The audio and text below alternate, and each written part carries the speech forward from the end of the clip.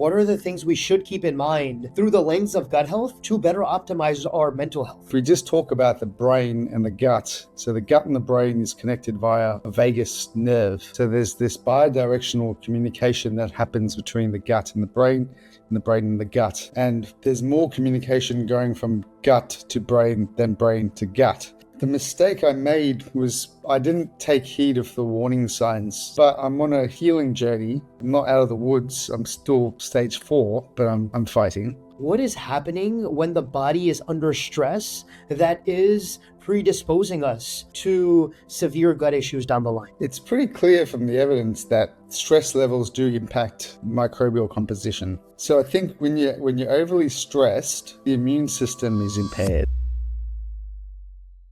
Hey, I'm so glad you're here today. We created this podcast for one reason and one reason only, to help you level up and raise your standards in every aspect of your life. Your standards around the food you eat, the people you surround yourself with, and the way you manage stress, and the way you sleep, move, think, and show up in your life. We're living in a time where digestive issues, burnout, and chronic symptoms are exploding, mainly because our lifestyle's out of alignment. We're rushing, we're stressed, we're even eating distracted, and mostly because we're living in this fight or fight instead of a rest and digest. So we built this platform to speak with some of the world's greatest gut experts to bring you the tools, the science, and the perspective you need to level up. So if you're ready to become the strongest, healthiest, and most intentional version of yourself, subscribe, join us, and let's raise the bar together. Without further ado, let's hop into the episode. Hello, everyone. Welcome to this amazing new conversation for today. Today, we're joined by Kriben Govender, host of the Gut Health Gurus podcast, microbiome educator, and passionate advocate for the power of fermenting foods. Kriben's journey into gut health wasn't primarily academic. It was actually deeply personal, right? After being diagnosed with colon cancer, he immersed himself in the science of the microbiome, fermentation, and ancestral nutrition to better understand the connection between gut health and chronic disease, something that's surging at an alarming rate. Through his podcast and educational work, he's interviewed leading experts in the microbiome space and helped thousands of people rethink their relationship with food, especially the role of fermented foods in restoring microbial diversity. Today, we're diving into colon cancer prevention, the microbiome, fermentation, and what it really means to build gut resilience in a modern world. Kriben, thank you so much for your precious time. This is a once-in-a-lifetime opportunity. My absolute pleasure, Trishy. Happy to jump on and have a conversation about all these very important topics that you're bringing up. Absolutely. Kriben, I would love if we can kick off with learning a little bit about your story and how it was as a result of your struggles, you were able to turn it into a labor of love to help others. You can see my son in the background. Love it. He's off to uni. So it's my journey into digestive health really started with the struggle with mental health. So that was the origin story of how I started learning more and more about the connection between the gut and the brain. So that's the kind of OG intro into how I got into this space. I have a background in food science and a deep interest in microbiology. So when I was studying my food science degree, I majored in microbiology. So microbes have always been really fascinating for me. And tell you a funny story, I never spoke about this on a podcast. My first degree that I started was actually computer science.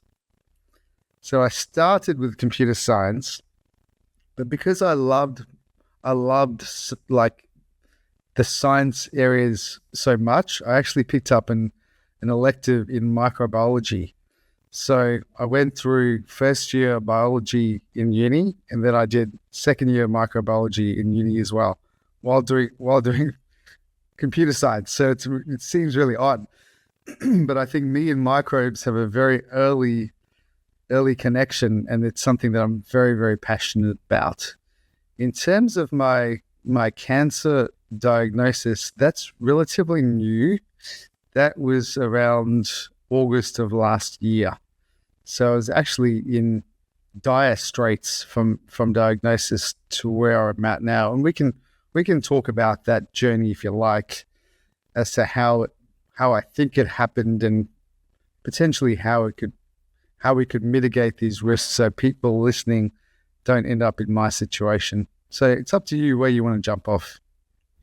Absolutely. That's very interesting. I'd love to unpack the genesis of your interest in gut health. And as you were saying, you stumbled upon it after through the lens of mental health. That's very interesting to me, right? Because even me, like growing up, like of course I have a lot of friends, and there's a lot of stressors that we put on ourselves, especially comparing ourselves to others our age, right?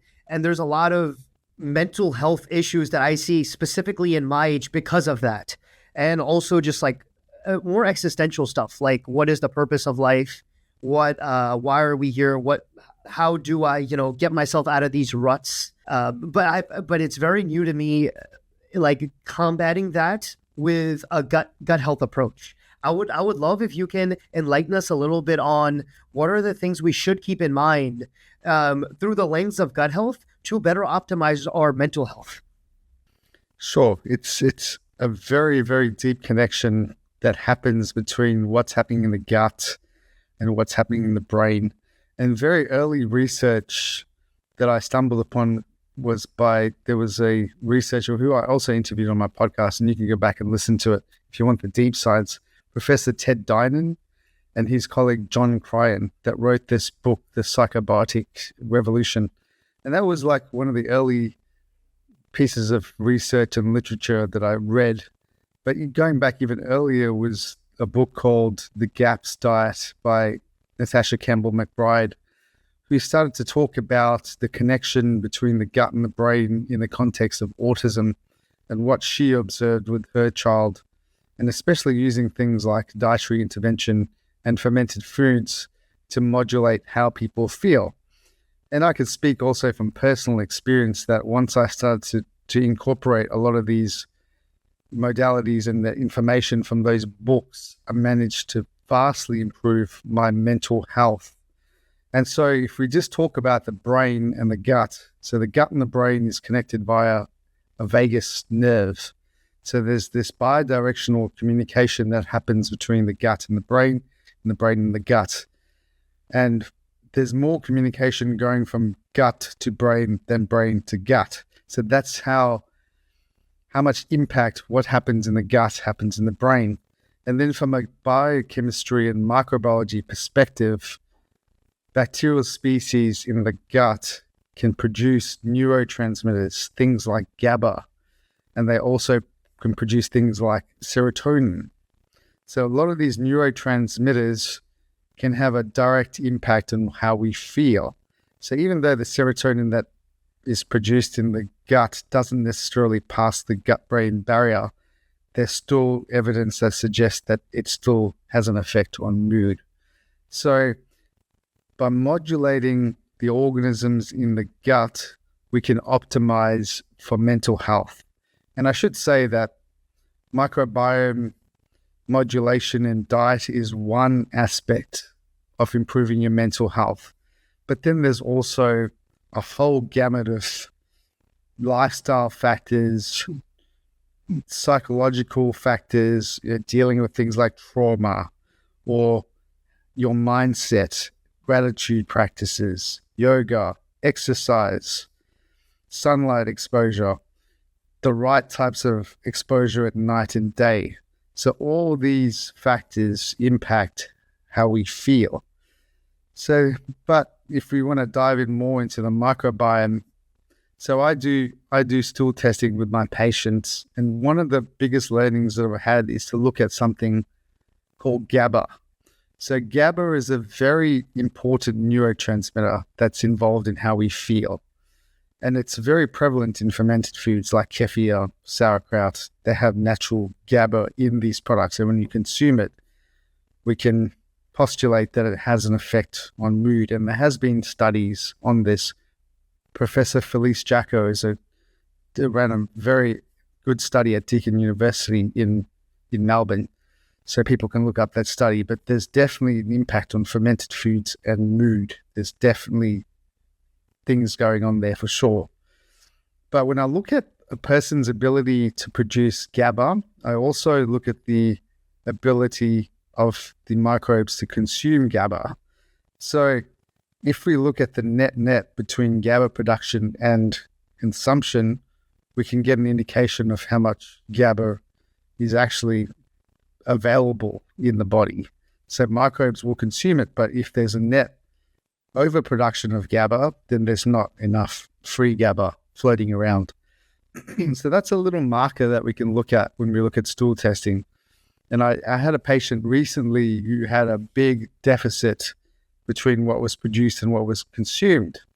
And so I'm working with her now to actually optimize the bacteria to get more GABA producing bacteria than GABA consuming bacteria by rebalancing the gut microbiome. So these are some of the very cutting edge insights that we can glean from microbiome data. It's very interesting. And specifically GABA, I did hear small things in my journey of learning that, yes, there are these beautiful key nutrients that are unlocked from these indigestible fibers when you have these good, hardworking bacteria in your microbiome, like the butyrates and the acetate that, strengthen the gut lining. But what really interests me is GABA, that neurotransmitter. Is that something that, and of course, that is being produced as a result of the bacteria eating on that fiber. But so are we saying that while these microbes are producing this GABA, there's this other group of microbes that are that are consuming this GABA? Is that through the vagus nerve? How exactly does that work mechanistically? Sure. So that's happening in the colon environment, because when we take a sample from a stool, we're essentially analyzing the colon microbes. And that's the vast majority of our microbiome living in the colon.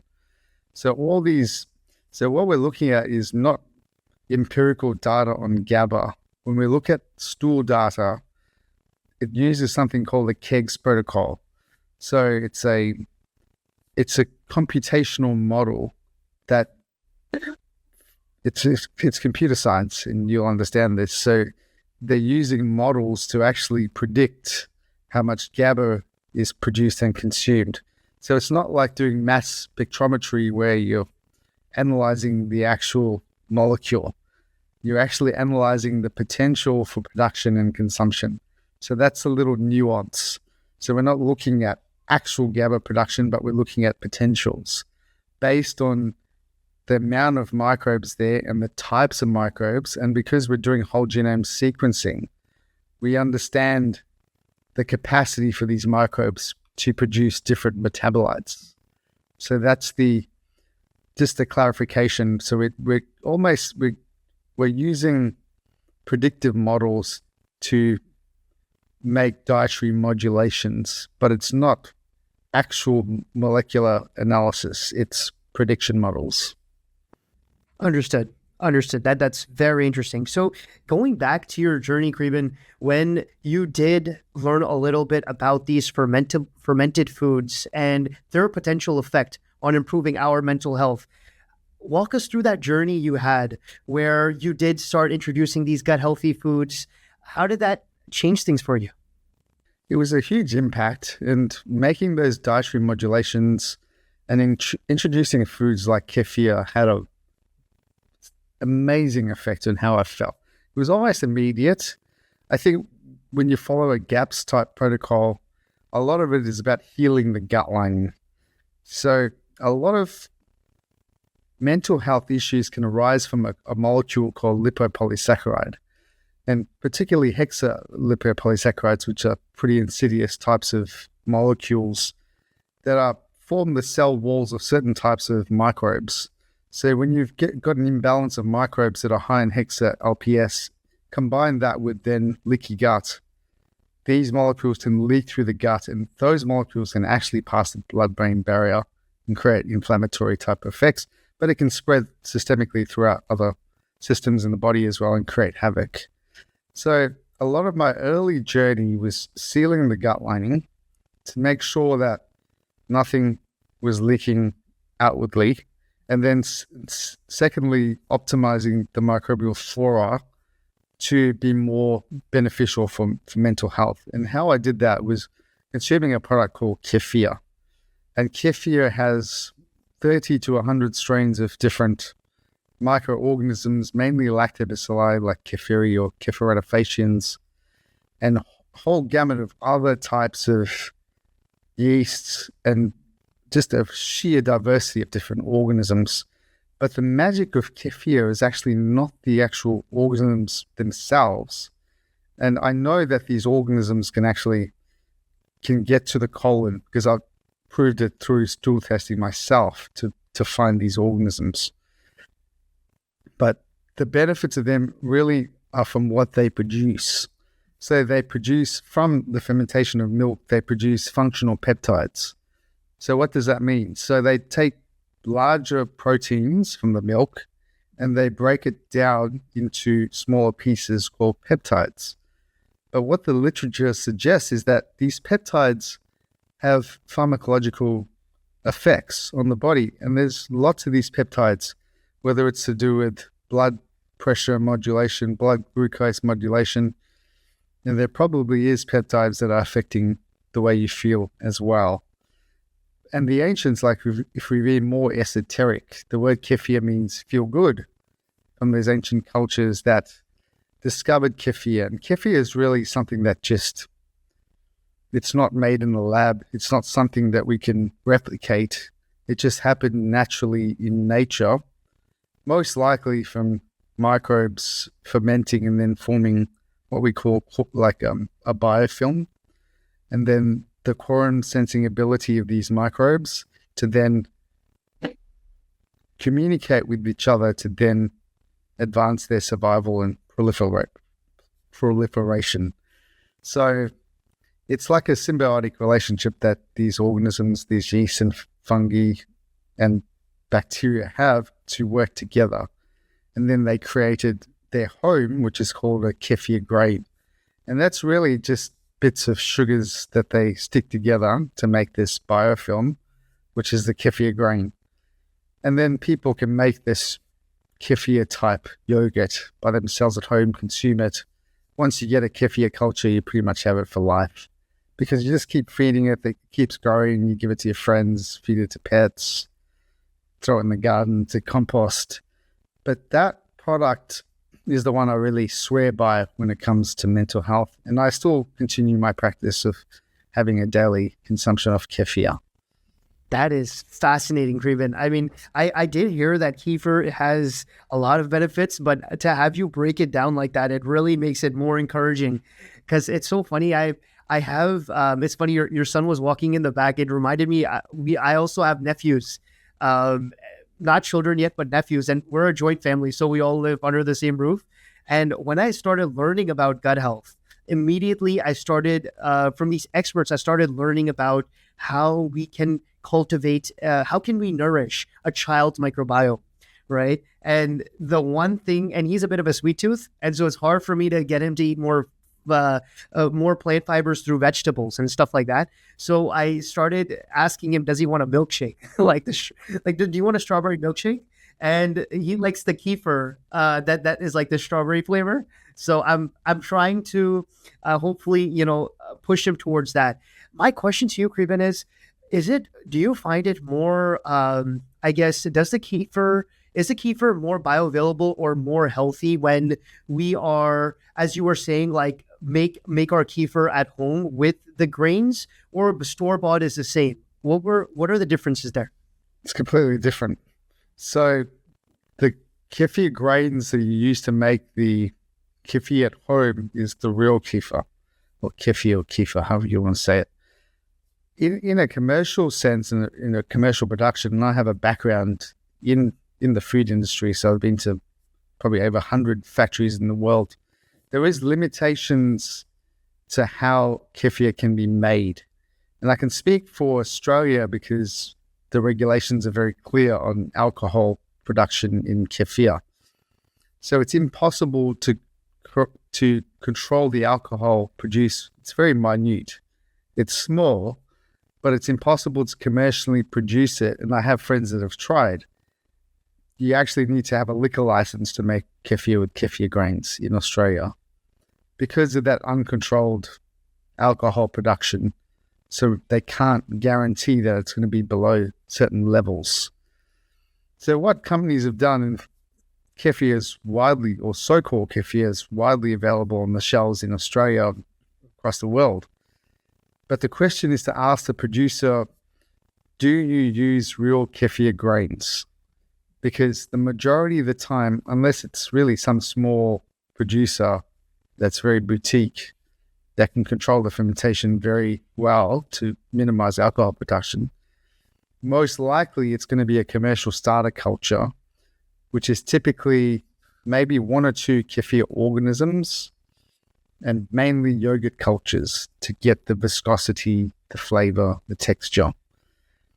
So you're not going to get the full gamut of benefits that a real kefir grain elicits. And that's because you need that whole consortium of bacteria to convert the milk proteins into peptides, but also the kefiran, which is the exopolysaccharide that's produced by the kefir grains that create the grain.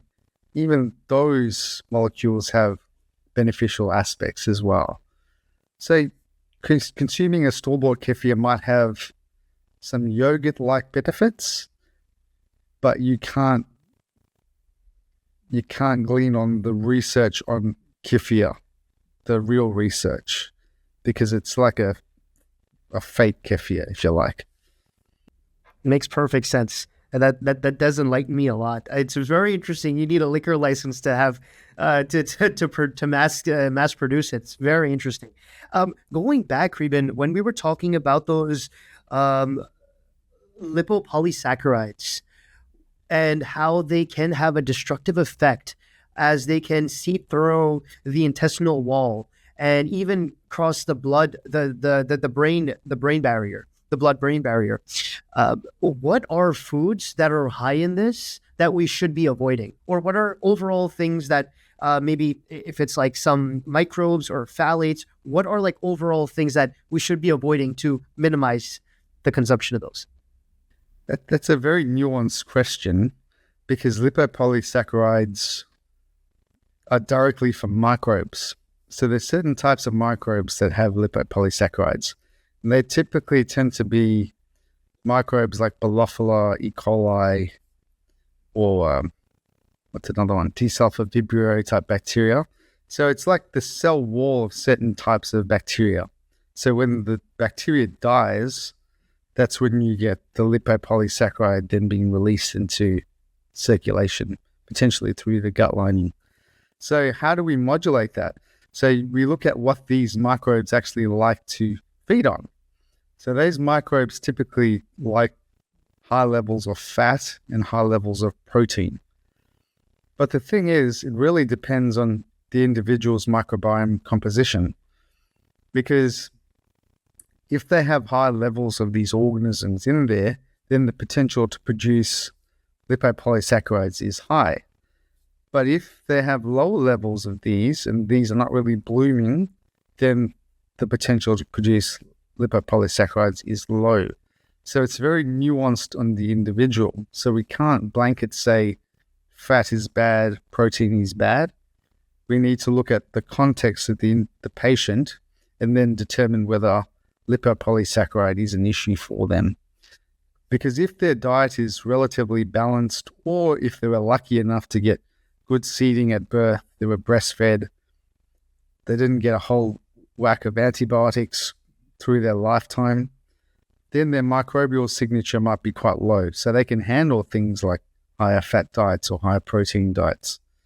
But if someone is somewhat impaired and then they have dysbiosis, which is the wrong types of microbes dominating, then you get issues with hexalipopolysaccharide.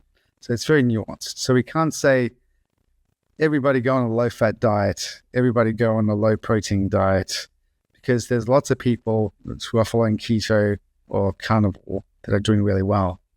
So it's a nuanced conversation. Makes perfect sense. So it's a case to case. It depends on case to case, and most important is the context.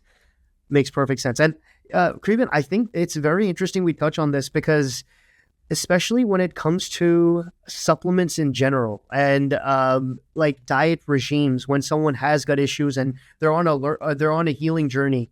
One thing I have learned from experts like yourself is that personalization is almost everything. Like having an expert look at like exactly what is the landscape of your microbiome so they can personalize healing for you. I was wondering, could you walk us a little bit through your process with your clients and how you are able to kind of do some detective work and find their root causes? Sure. So it's a pretty standard type of protocol that I follow that most nutrition or dietitian experts will follow. So a lot of it is understanding what the client's initial goals are. Why are they coming to see you? So it could be weight loss, it could be diet optimization, it could be mental health, it could be digestive issues. So what we do is we typically have a consultation. We talk with the client on what their issues are. We go through a step-by-step process to understand the patient's context for coming to see us. And then I might employ something like some sort of food recall.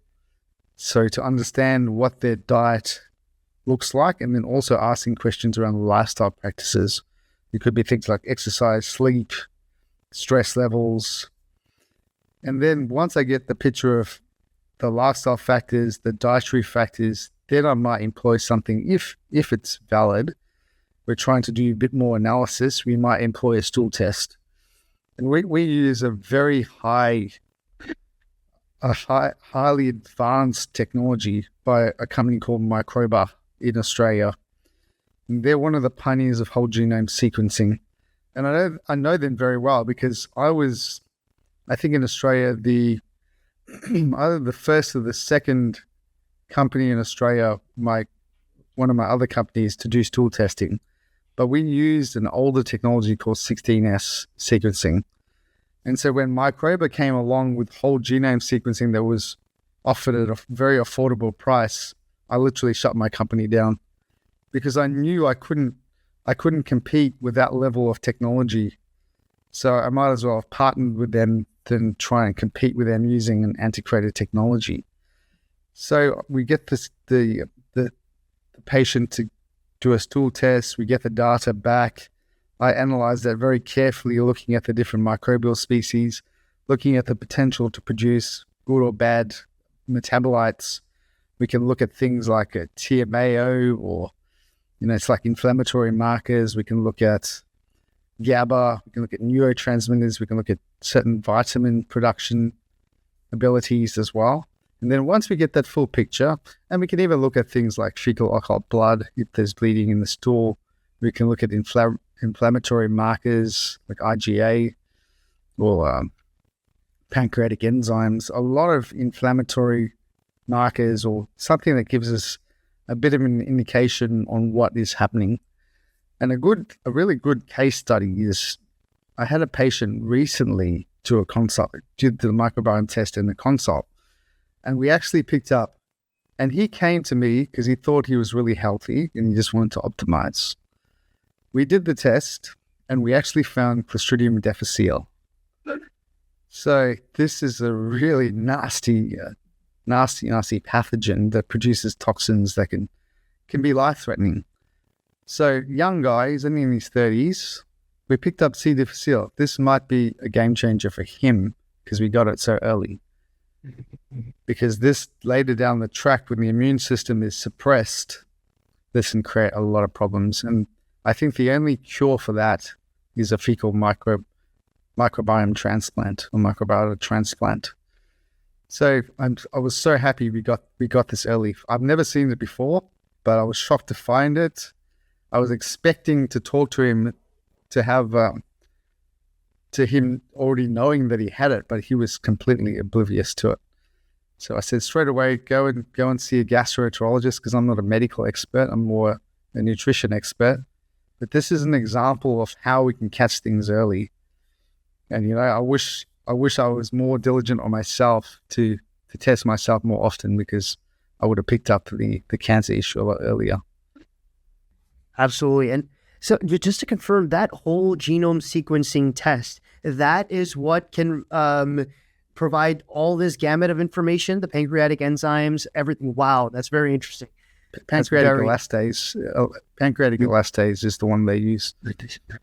Wow, that's really but cool. There's a whole panel of different.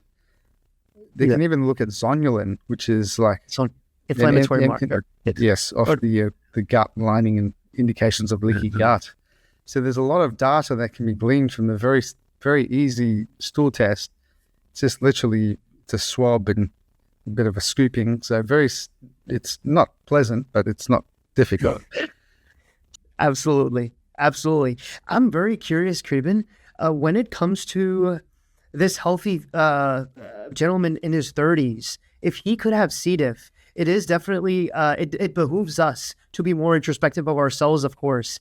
Are there certain signs or symptoms that you have seen historically that are like strong indicators that you should get a stool test, like that you might have a presence of certain pathogenic bacteria like C. diff?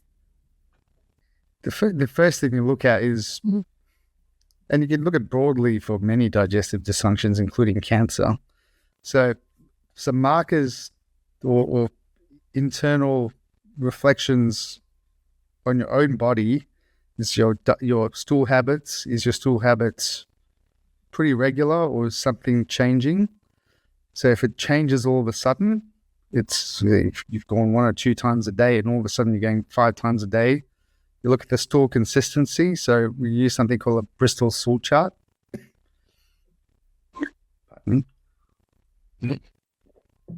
then that will give you an indication of whether you're more your normal stool, which is like the smiley, well-formed pieces, or whether you're more on the constipated side, or whether you're on the diarrhea side. So if you're on either end of the spectrum, then that could be a sign that something's going wrong. Then you're looking at things like abdominal pain, blood in stool. If you notice blood, go straight to the doctor. That's the mistake I made. So any blood in stool, straight to the doctor for checkup, potentially gastroenterologist, then colonoscopy to check what's going on. Weight loss, any very rapid, unexplained weight loss, night sweats are things to watch out for as well. Anything that's abnormal, especially pains, bloating, cramping, those are all very valid reasons to explore stool testing for sure. Understood. And we were talking about it a little bit, Kriben, earlier when you were saying people that have carnivore diets or adhere to like a plant-based diet, like sometimes even they're doing great health-wise.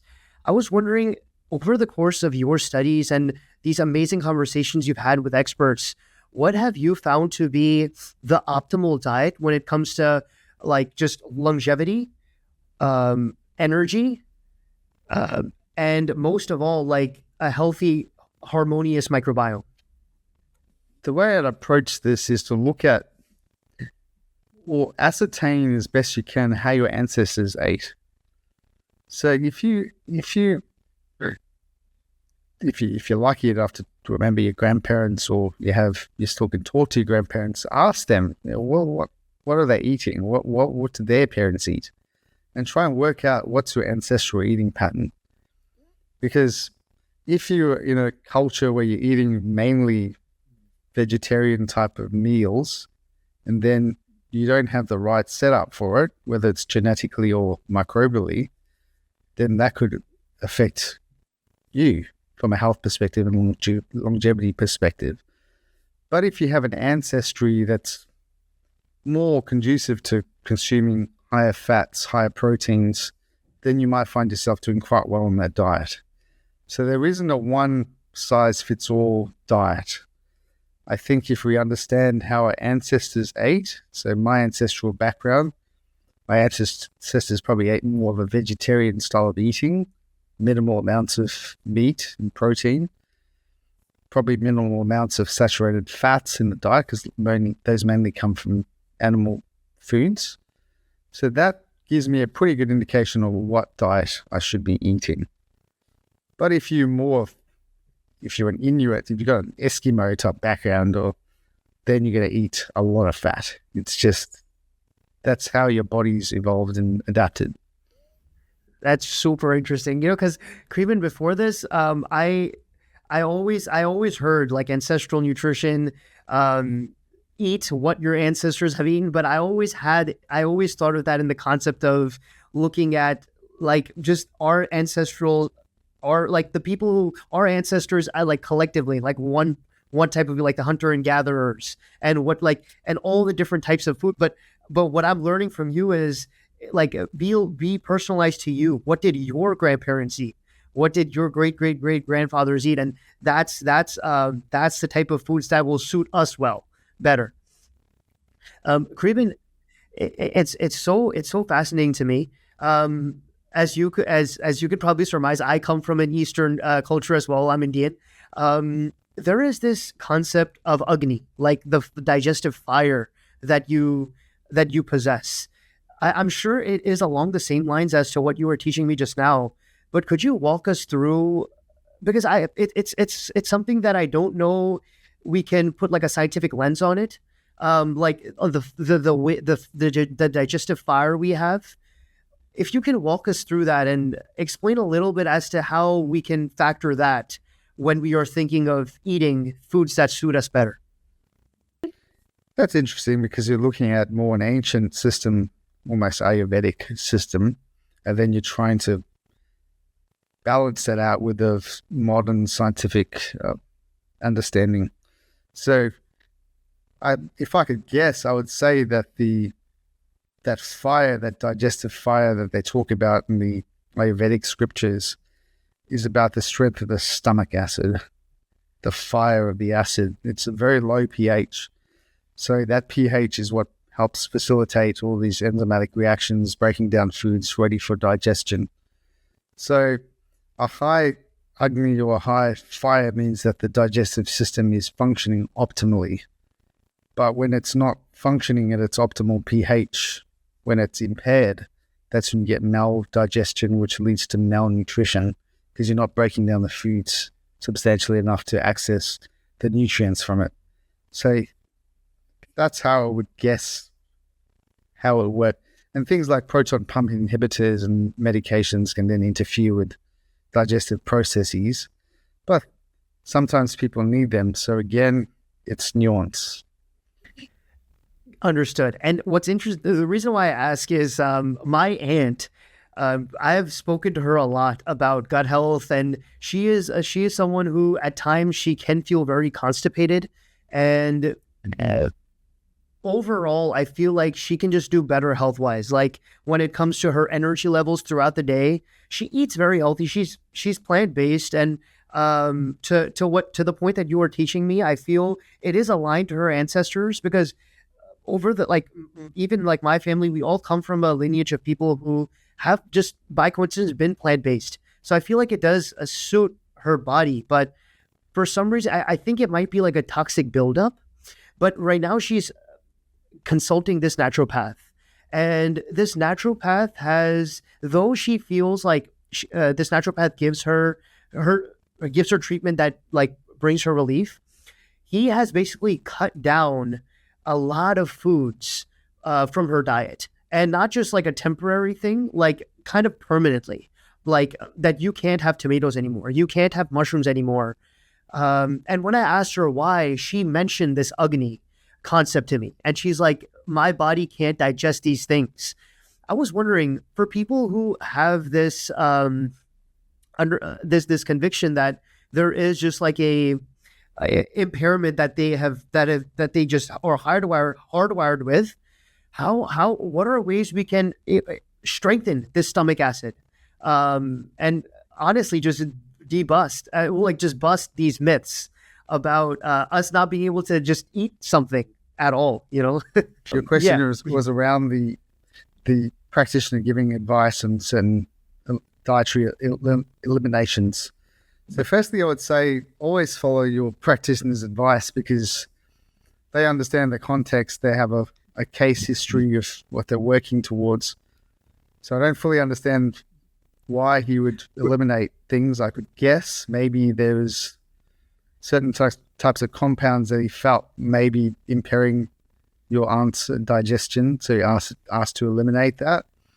I would say normally elimination style diets are very limited in scope. So you would typically wouldn't eliminate forever. You would eliminate for a period of time until you get that healing effect, and then you go back to eating normally. So that's how I would guess. It might be some sort of compound that he's worried about that's interfering. Maybe there's a test that he ran that he's trying to bring down a marker or something like that. Yeah, I'll definitely keep you posted on that, Kriben. If time permits, I would love to. I'll speak with her to get a little bit of a better idea, and 100% ask for your expertise then. But Kriben, I would love to move on to this next phase of your health journey. When it came to colon cancer, I was wondering if we can, if you could provide a little bit more context as to when it was you started embracing these fermented foods for mental health, and the core and that to the diagnosis of colon cancer. How was that journey like? Sure. So if I look back, I started with fermented foods probably like 13 years ago, 14 years, something like that. And so it's been an integral part of the way I eat.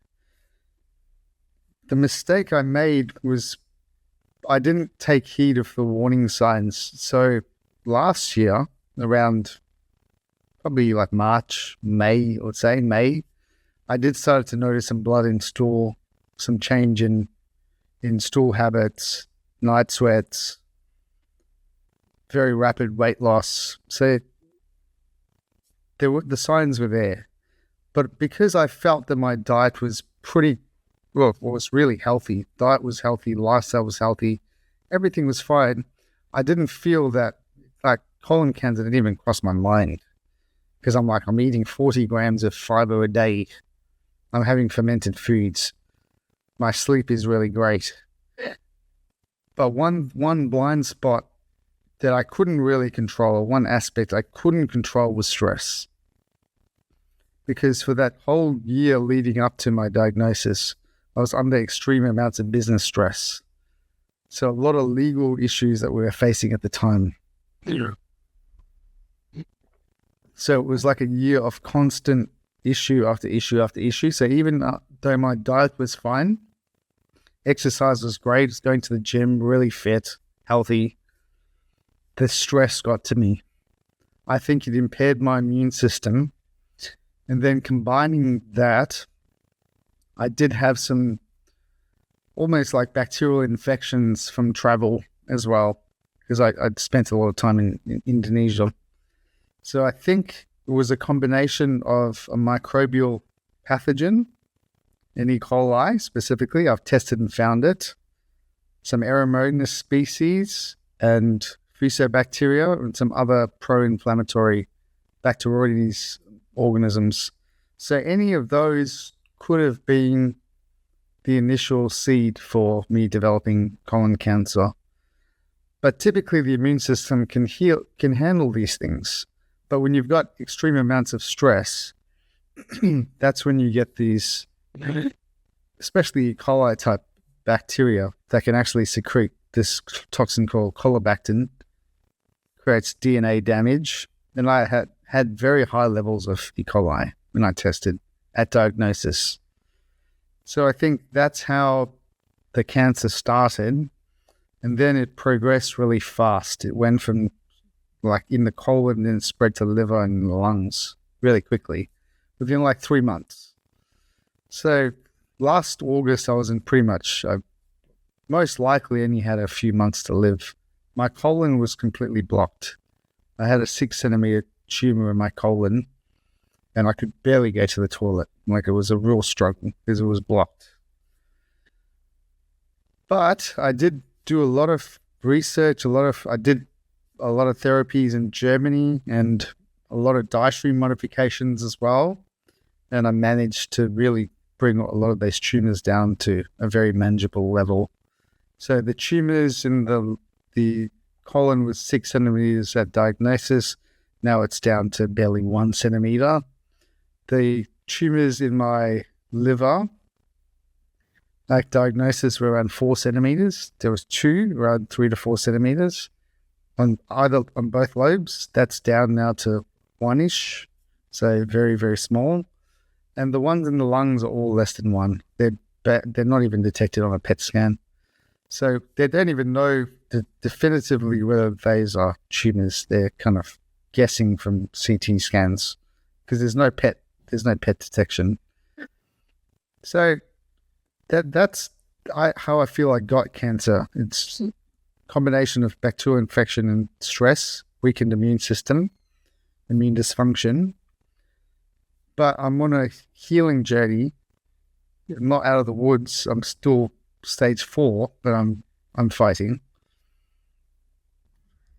It's so inspiring, Kriben. I'm just so happy. Like, it's funny. I even saw I was seeing my face automatically when you were saying from 4 centimeters to 1. I got really happy. For people with high stress, we have a lot of viewers who God's grace, they might not have gut issues right now, but they do live in this hustle and bustle of life where there is anxiety everywhere, right? If we can please put a magnifying glass on our microbiome, what is happening when the body is under stress that is predisposing us to severe gut issues down the line? It's pretty clear from the evidence that stress levels do impact microbial composition. So I think when you're overly stressed, the immune system is impaired because it's being suppressed. If your cortisol levels are continually elevated, there is suppression of your immune system. So this allows microbes that are typically in check via your immune cells or in check via other microbial activity, they might bloom into levels which are more elevated than normal. So if you get a bloom in sort of E. coli or something like that, that can increase your risk factors, especially something like colobactin. So the centerpiece of the story is the immune system. Anything that impairs the immune system may potentially then open you up to higher risks of developing a cancer. So that's like the Achilles heel that really allows cancer to get a foothold, because typically your body is producing cancerous cells. Each one of us have cancerous cells circulating,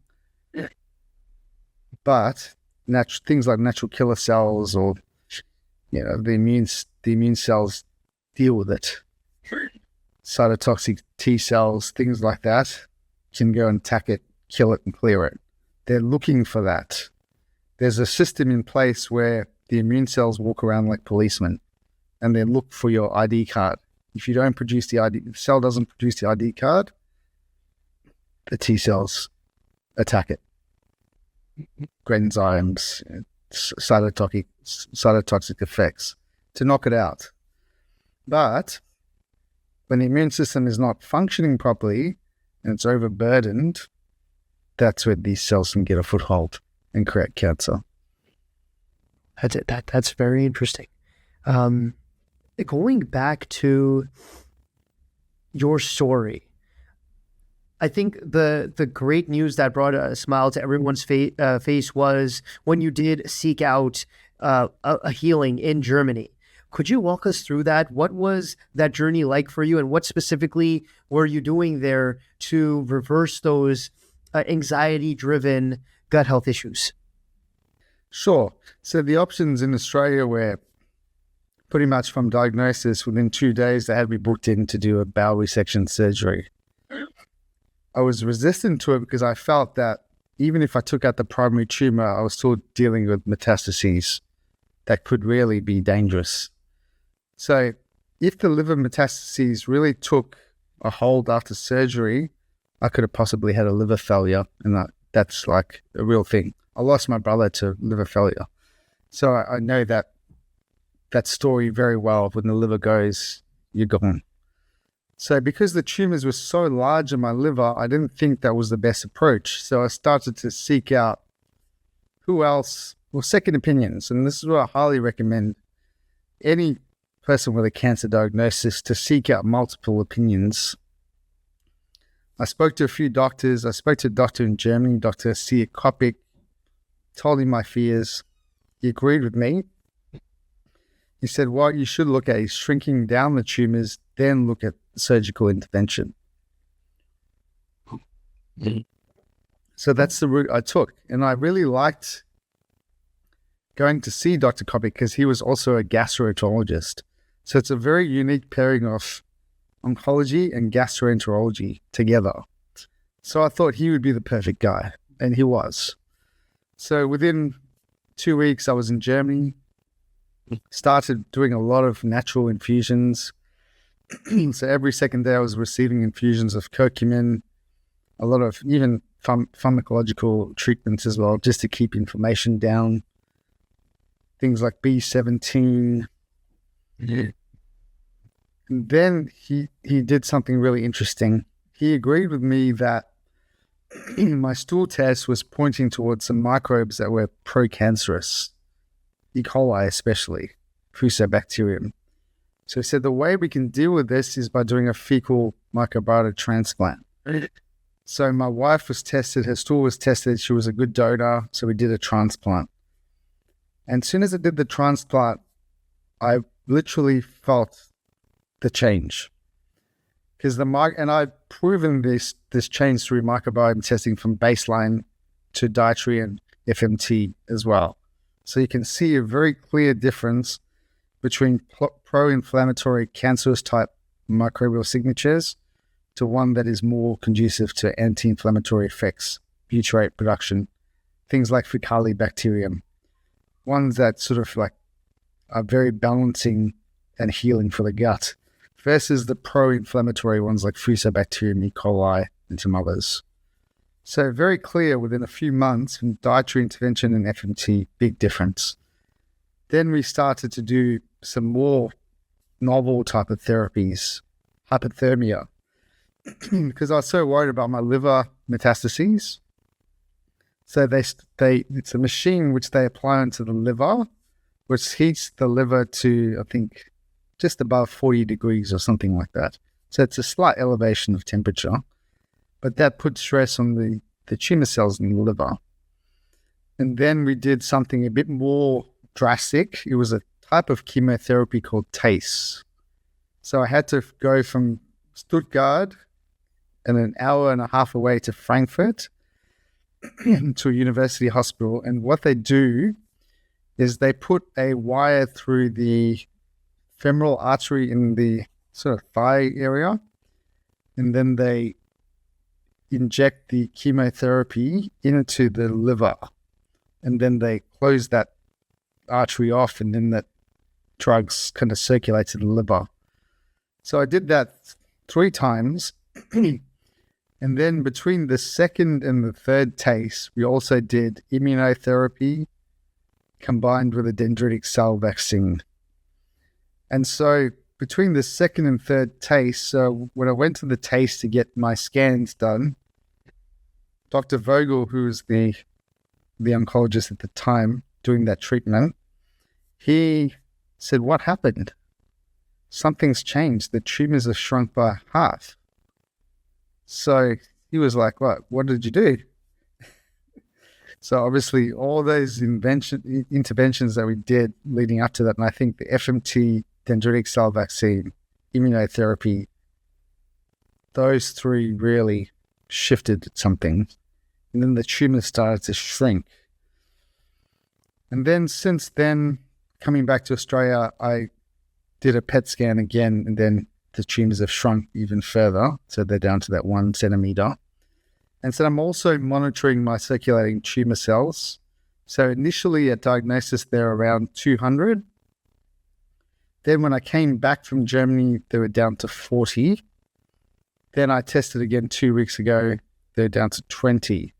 So then I'm going to test again soon and see where we're at. So I want to get to less than 3. That's the target. That's amazing. And what test is this exactly that you're doing periodically to gauge the tumor?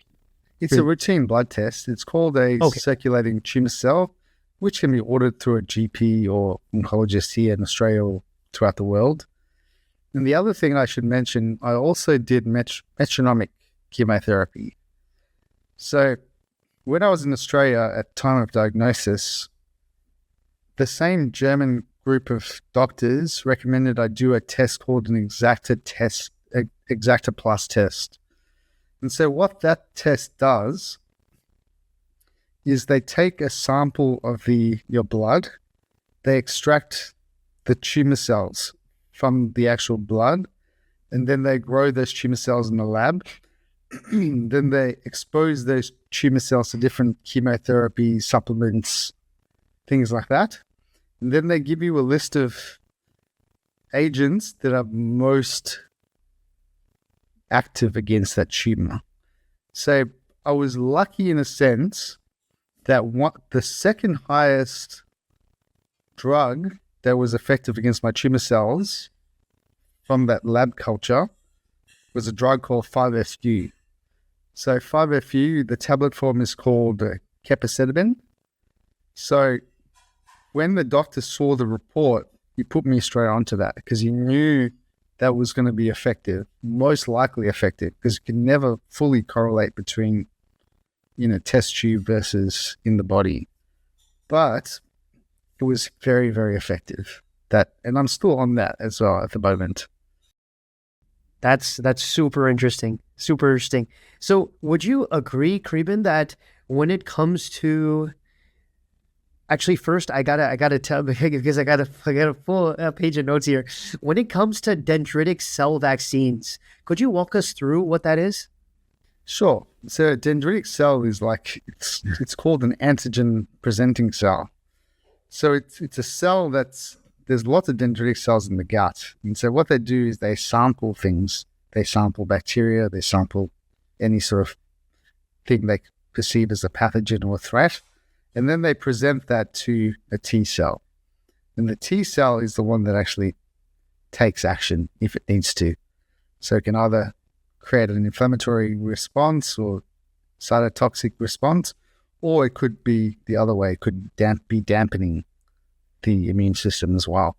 So what a dendritic cell vaccine is you give a whole lot of blood, and they extract the tumor cells and they extract the dendritic cells from your blood.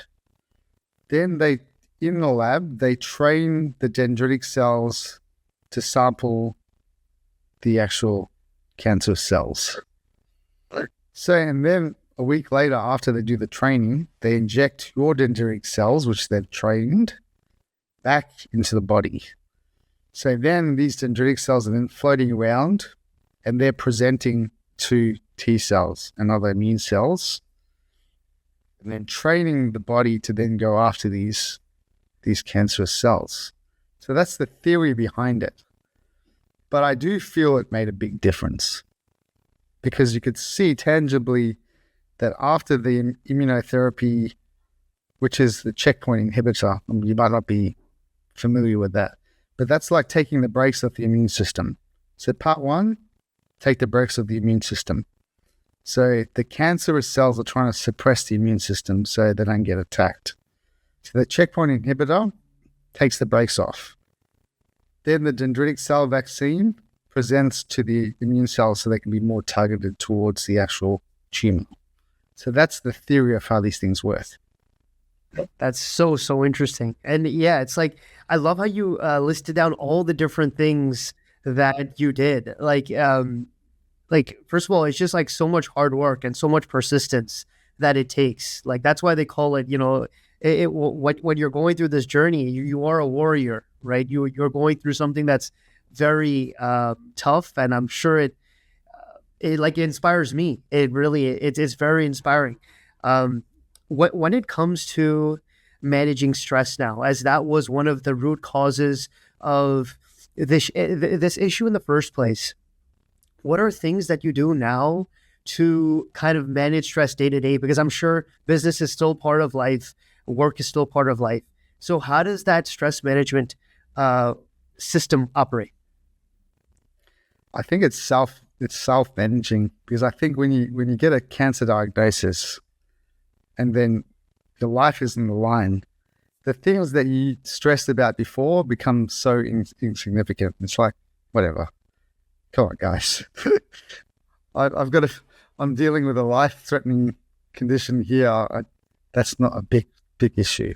So I think it naturally manages itself, and you don't stress as much because you know you've got something bigger to deal with. But then on a day-to-day basis, I do have a pretty good stress management system, and I've had for many years, which is exercise. I go to the gym 3 times a week, do high-intensity exercise. I have a meditation practice, which I try and do it on a daily basis, transcendental meditation. And then just mindset. You know, I have like rituals where I'll talk to myself and say, you know, I'm healed. I'm healing. The divine spark of God is within me, and He will fight this for me. You know, so there's a spiritual aspect, there's a mindset aspect, because the placebo effect is a real thing. It's built into every single randomized clinical trial in the world, because the power of the mind is so strong that your body can heal itself. So they have to have a placebo, because you can give someone a sugar pill and they can get better because they think they're getting better. So if I have that belief system in my body, that my body is for me and fighting for me, that's going to bring healing to me. And that's my belief. Yeah, that's amazing. That's amazing. Kriben, as a final note, I would love to ask you if you could talk to that person, maybe you 2 years ago, when you were on this journey of eating fermented foods, but out of nowhere you got surprised by this diagnosis. What would be things that you would tell him to maximize the chances that this would not have been the case? What are things that a person should have done to ensure that they wouldn't have to get to a disease that might be a little bit more life-threatening? That's a really good question, and one I've pondered on a lot, because when you get a cancer diagnosis, it's like, why me? Why did this happen? How did this happen? So when I think about it, the most clear thing I would have did is reduce red meat and fat consumption. So I think at the time I was eating more of a ketogenic style of eating, very high fat diet, had a lot of fiber, mind you, probably not enough of diversity of fiber. So my diet at that time was centered around lots of fasting, lots of protein-centric diets, so lots of steaks, you know, good quality, mind you, and so not rubbish, like good organic meat. But it was far too concentrated on protein and fat, because I felt that that's how I was going to keep my weight healthy, manageable, look good in a swimsuit, you know, that type of mentality. But the problem is, because my gut was dysbiotic, that style of eating was promoting cancer. And again, I would preface this by saying that this is me. So lots of people use fasting, keto, carnivore in the context of cancer. But for me, I can tell you, because straight away I started doing fasting, keto at diagnosis, my tumors doubled in size on that diet. So I doubled down on what I was doing wrong and made it worse. That's the lesson that I learned from that. So what I should have been doing is focusing more on plant-based eating with small amounts of red meat, small amounts of chicken and fish, but definitely limiting saturated fat and red meat. So I think that's one of the reasons why my dysbiosis became worse. Understood. Kriben, I'm sorry. I know that I said as a final note, but I just have a few more. For you. Ask as Thanks, many questions as you like. It's fun. Thank you, Kriben. Right now, when I'm sure you are embracing more of a plant-based diet with those animal based proteins, are you supplementing in any way to fill any gaps, or is your take more that food is probably like focusing on food for nutritional needs is more important? I always lean on food, and what the research suggests, and obviously I did a lot of research given my condition, but we know from literature that butyrate has a direct effect on limiting colon cancer cells. So we know that. So my diet is centered around fiber, resistant starch. So lots of fruit, lots of vegetables, lots of cooked starches. So to increase the resistant starch, so cooked potatoes, cooked pasta. Rice I avoid because for some reason rice triggers me. I don't understand why, but I get a lot of night sweats when I used to eat rice. So I just eliminate rice. Then the other things are things like there's research suggesting that glycine and serine limitations can also limit the growth of colon cancer cells. So then I look at things that are high in glycine and serine and I try and moderate those as best as I can. In terms of supplementation, my ethos is supplements are supplements. So the majority of your nutrition, health should come from natural food, and only supplement if you need to. So something that I do supplement with is vitamin D. So I use a D supplement with K2. I have a rule of supplementation that I won't take more than 5 supplements or pharmaceutical drugs per day. So people get caught in a trap feeling they need to take supplements every day. But I only take vitamin D supplements twice a week because I just have a rule. So 5, so I don't want this polypharmacy effect. We don't know how all these drugs and supplements interact together. So if we limit it to 5, we're limiting the chance of any polypharmacy type effect where they're blocking each other, interfering with each other, potentially making things worse. So I'll take my pharmaceutical drugs that have been prescribed for me. So, and then I'll take whatever room left, I'll take a supplement. So, but no more than 5. That's my rule. But the main supplements I take is literally just vitamin D, K2.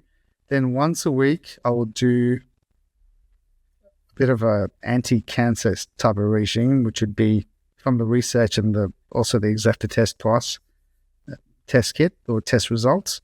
So curcumin, quercetin, and then I'll take some some mushroom type supplements which have anti-cancerous type effects. And then also on a daily basis, I use teas because teas are a lot more gentle. They're less likely to interfere with drug interactions as well. So I'll use things like dandelion root tea, Essiac tea, red clover, green tea, just teas. Very low risk, but evidence to suggest that they can help with this condition as well.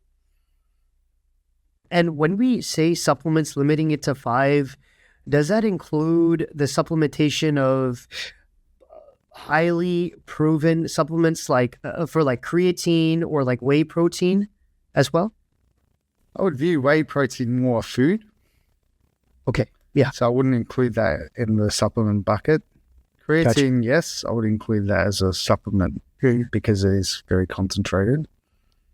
It does have substantial effects on physiology, so we have to consider that as well.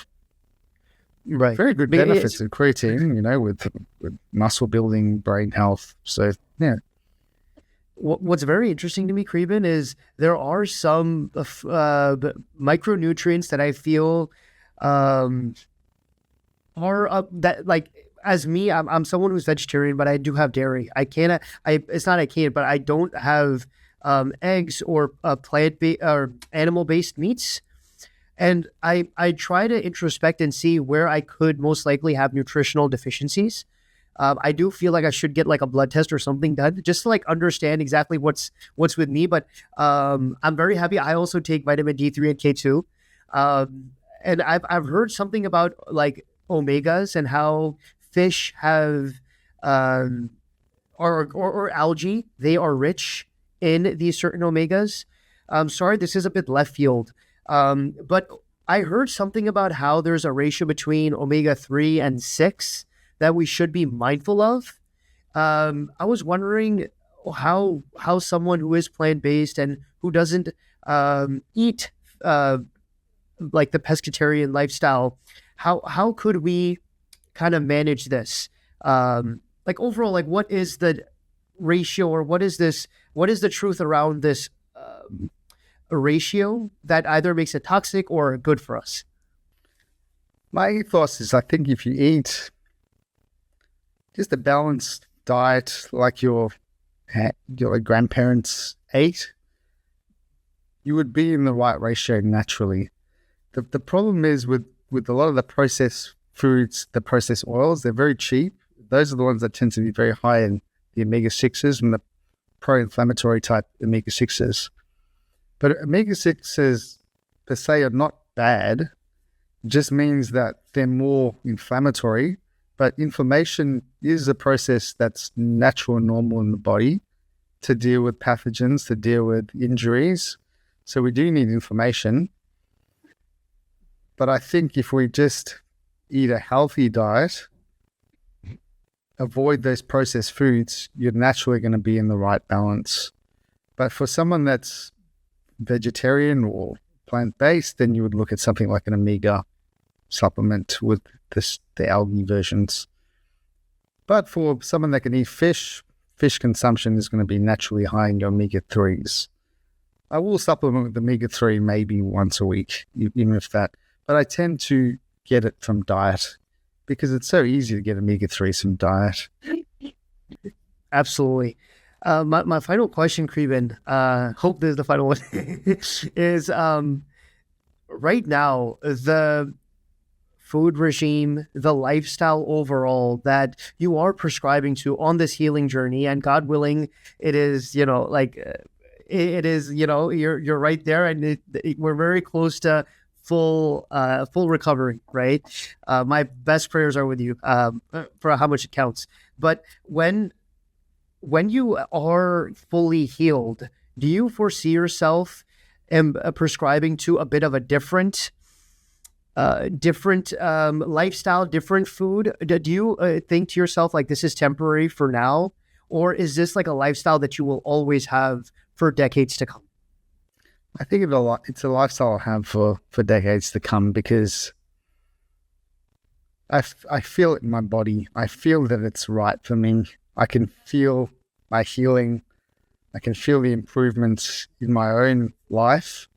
And it's not that much of an impedance to my quality of life. I enjoy eating more vegetables. I do enjoy a little bit of meat now and then, but I think it's an indulgence rather than the norm. But I think it's something else that will stick with me because it feels right. Love it. Kriben, as a final note, if you were to give a message of love to someone who is maybe battling a gut issue but might not have the education or just the awareness, as an expert like yourself, what would be a quick message you would love to share with them? Sure. I think digestive issues are very, very common and prevalent through our society, mainly driven by, I think, modernization, westernization of diets. So I think if you stick to as natural as possible, diversity of plant foods, even looking at something like a stool test, if you feel like that's going to help you, because it's always better to be driven by data than by guessing. So always seek out experts, seek out help. Don't feel like you have to manage this yourself. There's lots of help from many skilled practitioners across the world. So hang in there. If you're a colon cancer patient, or just if that's something on your mind, just know that it's nothing to fear. It's very, very common. It's happening in 1 to 2 men in the world. Cancers, 1 to 3 women. So there's lots of people in this boat. We are seeing an explosion of cancers, especially at a younger age now, for people under 50.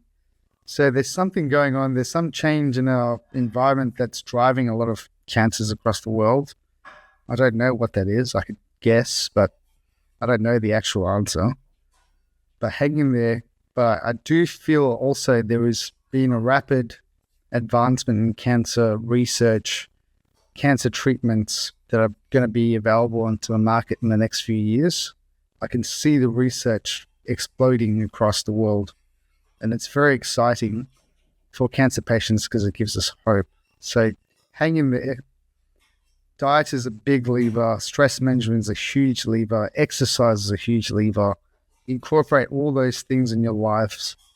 And I feel that a lot of us now will do quite well. Love it. Thank you so much, Kriben, for this amazing opportunity to learn from you and hear your story. Kriben, if people want to learn more about you, where is it best that they can find you, your services, your resources?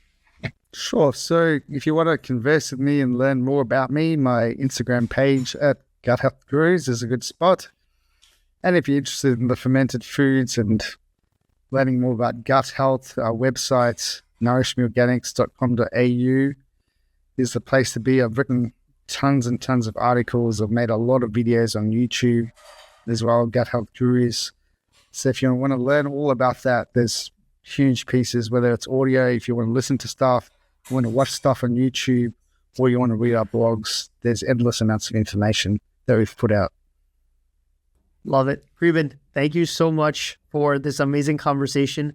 I would love to have another conversation down the line in 2-3 years to see overall how everything is going, and also all the more lives you have changed for the better with all the different ventures you're doing in this beautiful labor of love. So, Kriben, thank you so much, brother. Dope. Thanks, Trishi. Take care. Thank you. Take care.